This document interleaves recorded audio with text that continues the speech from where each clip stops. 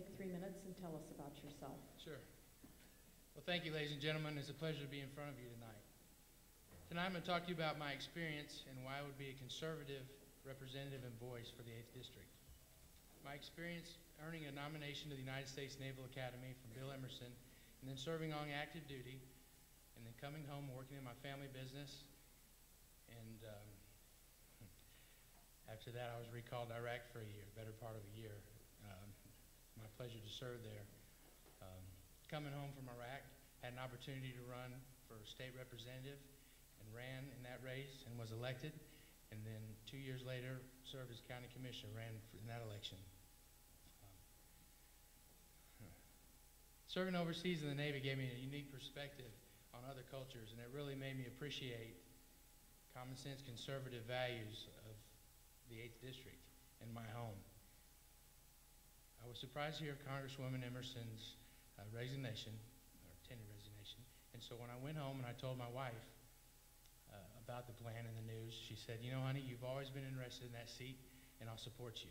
And so after some prayerful consideration, and after looking at the situation, I stand in front of you tonight. All too often in Washington, we hear how they're looking out for us. The attitude in D.C. is, look at all these problems we can solve for you. We can solve your health care. We can solve your personal finances. We can get involved in banking, gun control. The rumor is that D.C. even wants to look at our diets. So that type of overreach has got to stop. In the Navy, we call that mission creep. There's a Navy vet there, you know, mission creep. We need representatives and leaders who will roll up their sleeves and go to Washington, D.C. to fight on your behalf, to stop the mission creep, to champion states' rights, and return liberty and freedom to the people. When I joined the Navy, I swore an oath to support and defend the Constitution of the United States of America against all enemies, foreign and domestic. And I fully had the expectation to go into harm's way to do that, and was sent in harm's way to do that. Never in my wildest dreams did I imagine that I would come home to Cape Girardeau and we would have to fight Washington, D.C. for those freedoms. But we do. And I will fight to bring that freedom and liberty back to the people. And that's where you come in. I ask you now to send Clint Tracy to Washington, D.C. on your behalf, on my behalf, to stop the mission creep, to tackle the problems of a broken federal government in the common sense conservative way that we solve problems here every day in the 8th District. Join me in getting this country back on a road to prosperity, growth, and economic freedom. Thank you for listening. May God bless you. May God bless the United States. First question. In selecting our candidate, we expect to do better. We want Missouri to do better. We're close to losing what has made us strong and what makes America great. Our country is $16 trillion in debt. Our current leader wants a blank check. Joe and Emerson voted yes on what they were calling over the cliff. How do you think that could have been handled differently? Well, in my opinion, I wouldn't have supported the bill as it came out. We don't have a revenue problem. We have a spending problem. So to make a deal that's not that good and expect to bet on the come that, you know, we'll get the spending cuts in the future, to me that's risky.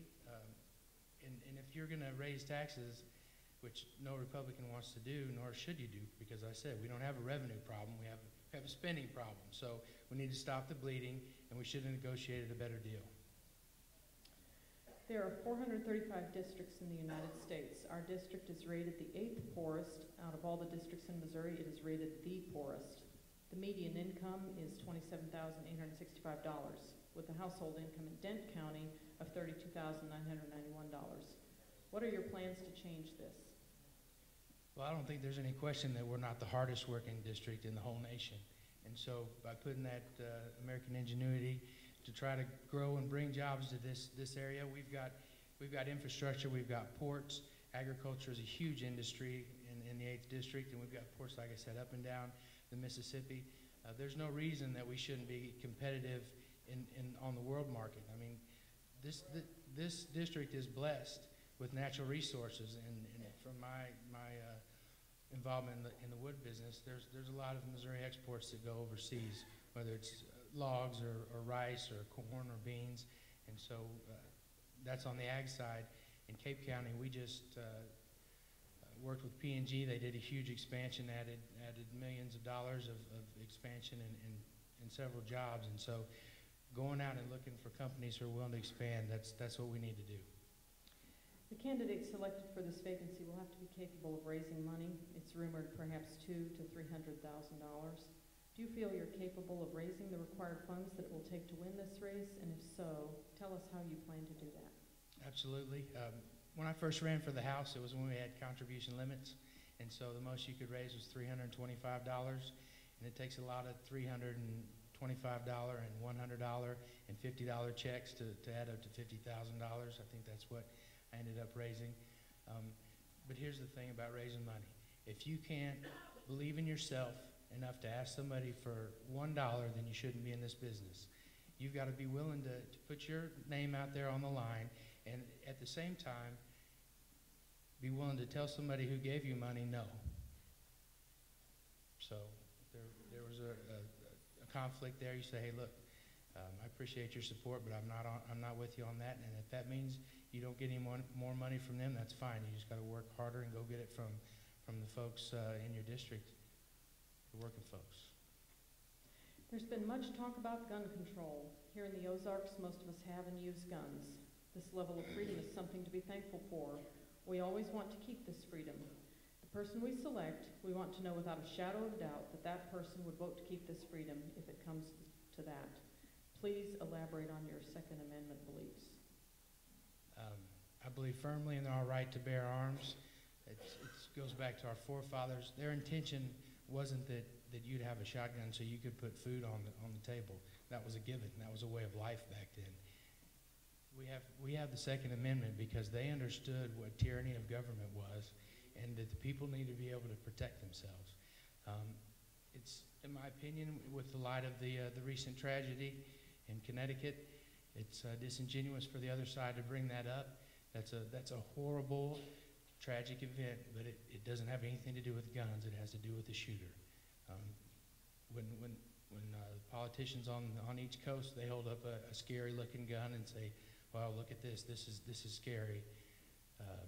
That's disingenuous, and to me, it's an insult to those families that are experiencing loss at this time.